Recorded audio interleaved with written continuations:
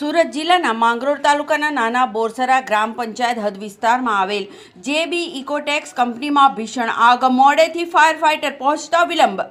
ધામદોડ બોરસરા group ગ્રામ પંચાયત હદ ધામદોડ વિસ્તારમાં આવેલી જેબી ઇકોટેક્સ કંપનીમાં ભીષણ આગ લાગવાની ગંભીર ઘટના બની હતી।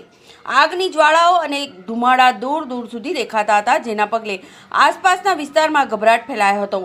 કંપનીમાં આગ લાગ્યાની જાણ થતાં જ કર્મચારીઓ અને સ્થાનિકોએ પોતાના સ્તરે આગ બુઝાવવાના પ્રયાસો શરૂ કર્યા હતા, પરંતુ આગે વિકરાળ સ્વરૂપ ધારણ કરી લેતા તેમના પ્રયાસો નિષ્ફળ રહ્યા હતા।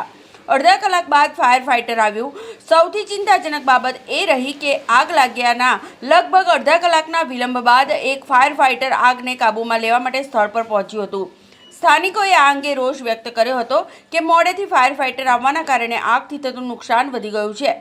ફાયર વિભાગના જવાનોએ યુદ્ધના ધોરણે આગ બુઝાવવાની કામગીરી શરૂ કરી દીધી હતી। આગ પર કાબૂ મેળવવા માટે જવાનોએ સતત પાણીનો મારો ચલાવ્યો હતો। વ્યાપક નુકસાનનો અંદાજ લાગવાનું ચોક્કસ કારણ હજુ સુધી જાણી શકાયું નથી।